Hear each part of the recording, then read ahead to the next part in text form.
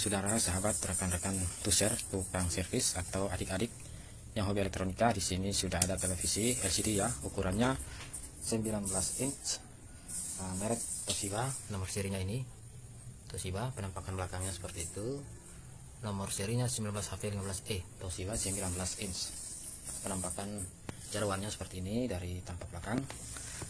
Kalau depannya seperti ini. Oke, ini tampak depannya. Jadi kalau punya TV yang seperti ini bisa disimak ya bagi teman-teman rekan tengsi. Semoga ini bisa bermanfaat ya bagi para master. Mungkin ini recehan, cuman saya berharap bisa bermanfaat bagi teman-teman tuh yang membutuhkan atau adik-adik yang hobi elektronika bisa menjadi bahan referensi. Nah, jadi ceritanya TV ini disambar petir. Nah, televisi yang disambar petir apa saja sih yang rawan rusak? TV yang disambar petir biasanya rawan rusak: satu, tuner, IC EEPROM, IC memori, juga chip utama, IC utamanya di mainboard ini. Itu yang paling rawan dan paling sering kalau disambar petir. Antara satu bisa dua atau bisa tiganya jebol. Nah, mengapa lebih sering tuner? Karena tuner ini terhubung antena yang ada di luar atau di atap rumah. Jadi riwayat awal TV ini saya terima dari yang punya dengan keterangan disambar petir. Setelah pengecekan, ternyata lampu indikator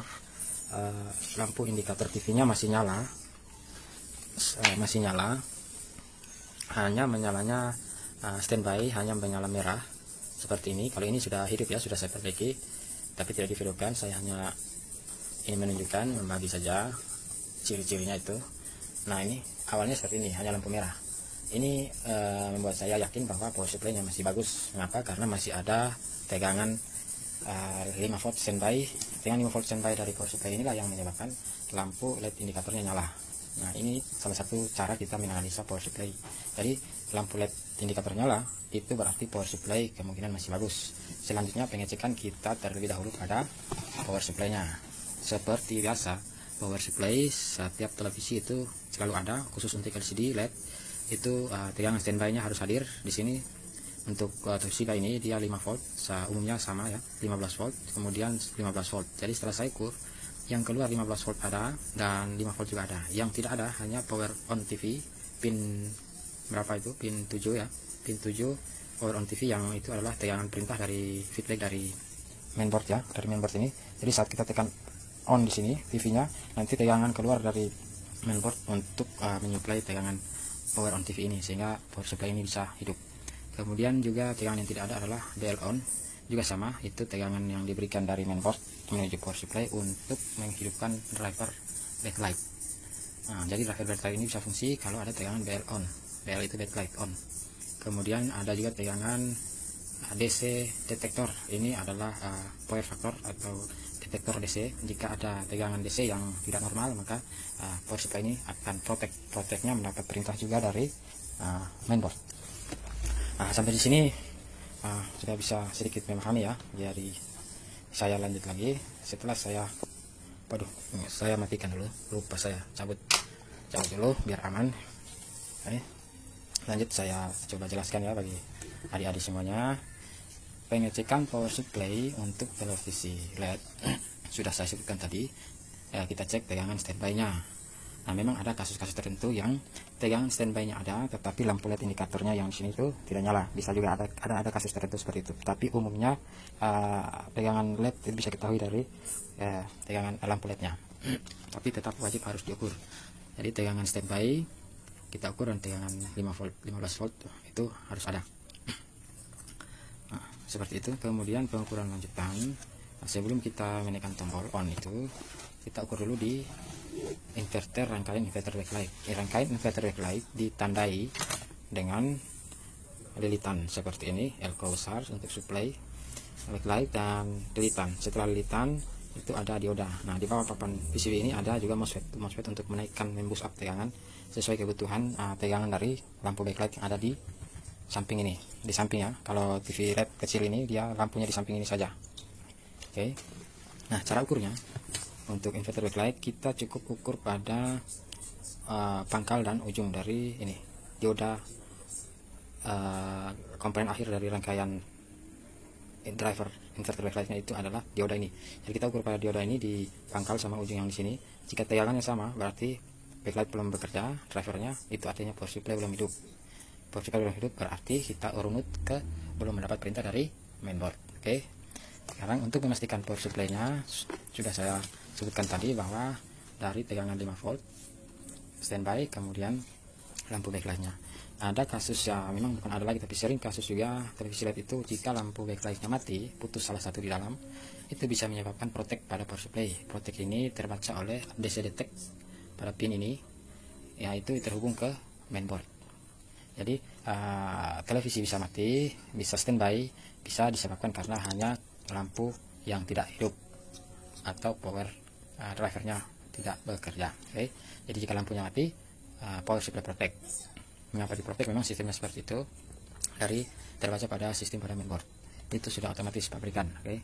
Kemudian jika kita sudah mengetahui lampunya ini sudah baik, bagus, power supply bagus, maka lanjut kita beralih pada mesin utamanya atau mainboardnya. Karena TV ini disebabkan sambaran petir, maka fokus kita, analisa kita harus di mainboard, karena mainboard ini paling rawan. Setelah tentu saja kita pastikan dulu power supply-nya.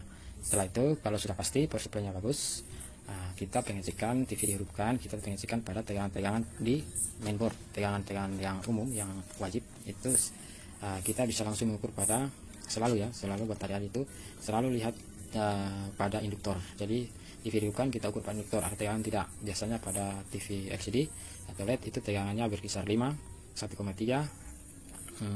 Kalau input masuk ini bisa 12 volt, 3,3 dan 1,8 atau 1,2. Jadi tidak mungkin lebih besar dari 12 volt ya. Khusus kalau sudah masuk perangkat induktor tidak mungkin memang ada juga yang 12 volt tapi jarang. Jadi tegangan pada mainboard itu 1,3 seperti Toshiba ini, di sini 1,3 untuk supply chip IC utama, 3,3 untuk IC memori, dan juga ada 5 volt yang dari power supply itu masuk ke sini, masuk ke IC kecil yang ini, nanti dibagi ke pemakaian chip, kemudian di supply 3,3 volt untuk IC memori dan komponen lainnya. Ya, singkat saja seperti itu. Yang penting analisa kita kalau TV yang tersambar petir bisa dipastikan 100% tuner chip utama atau IC utamanya dan IC memori. IC memori ini isinya data, jadi kalau sambaran petirnya tidak terlalu besar, artinya masih bisa terselamatkan mesinnya, maka hanya terjadi kerusakan data pada IC memori. Jadi tinggal hanya mengganti IC memori, TV sudah bisa normal kembali.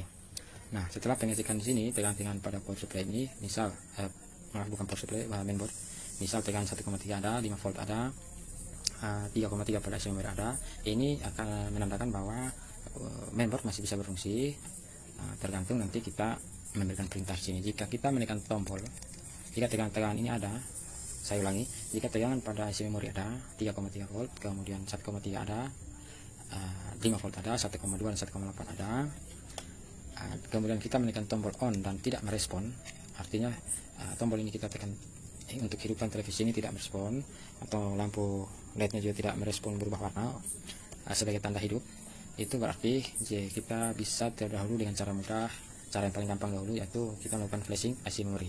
Seperti pada TV ini yang saya lakukan, saya melakukan flashing terlebih dahulu. Mengapa saya ambil cara yang mudah terlebih dahulu supaya jangan terlanjur mengobrak-abrik mesinnya. Kita prosedurnya melakukan hal termudah baru yang tersulit.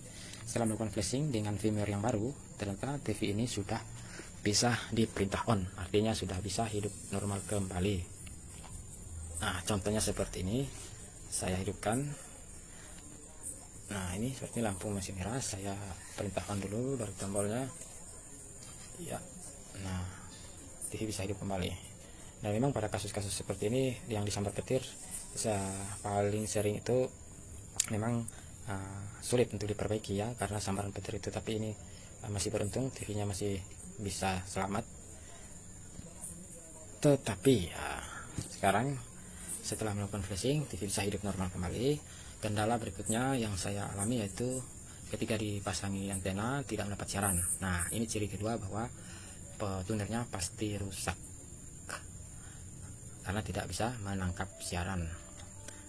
Nah, awalnya saya tidak punya spare part, oleh karena itu saya mencoba terlebih dahulu mengganti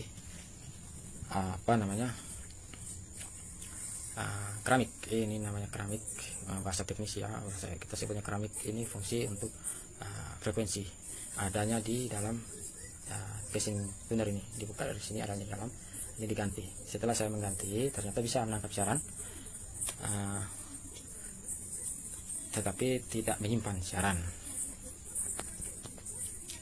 Oke, jadi dia bisa menangkap siaran, tapi setelah itu siaran sudah tidak bisa dipindah-pindah channel, sudah tidak dapat siaran lagi. Kemudian berikutnya, persoalan berikutnya adalah saya menyentuh bodi dari chip IC utama ini, ternyata panasnya berlebih. Dia tidak hangat, tapi dia panasnya tidak wajar, panasnya berlebih. Ini juga menandakan bahwa chip utama ini sudah error. Mungkin karena sambaran petir itu ya, jadi sudah error. Walaupun TV-nya masih bisa hidup normal. Itu artinya walaupun TV masih hidup normal, bukan berarti chipnya masih bagus. Ya, bisa dipahami ya. Walaupun TV-nya bisa dihidupkan normal, tapi tidak menutup kemungkinan bahwa IC-nya masih bagus. Bisa kita raba, kita pada cirinya seperti itu, bisa kita raba seperti ini, akan panas sekali. Oke, terakhir dari saya, kesimpulan terakhir dari saya, jika mempunyai televisi yang disambar petir tetapi masih bisa hidup, dalam artian lampu indikator di depannya masih hidup, itu adalah tanda-tanda bahwa TV-nya masih bisa ada kemungkinan diselamatkan. Kecuali kalau lampunya mati, LED indikatornya mati, artinya mati total, itu bisa dianalisa bahwa power supply-nya juga ikut rusak, dan kita mendapat dua kerusakan total, yaitu power supply dan mainboard. Tetapi seperti yang saya katakan, kalau lampu LED-nya masih hidup, berarti power supply-nya masih kita anggap baik, dan yang perlu kita fokuskan hanya pada mainboard, tuner, chip utama, dan IC memori. Kemudian selalu lakukan terdahulu hal yang paling mudah, sehingga tidak bisa terlanjur mengobrak-abrik mesinnya. Jadi seperti yang saya lakukan, saya terdahulu melakukan flashing IC memori, karena saya anggap sambaran petir itu sudah pasti merubah data pada IC memorinya, korup datanya, sehingga saya lakukan flashing. Ternyata benar, saya flashing dan TV bisa diperintah on, bisa hidup normal, hanya saja tidak menyimpan siaran. Oleh karena itu, karena tidak menyimpan siaran, maka saya pastikan tunernya rusak, walaupun masih bisa berfungsi, tapi tidak menangkap siaran. Dan juga saya dapati panas sekali pada chip utama, IC utama pada mainboardnya. Jadi saya harus mengganti tuner dan chip utamanya.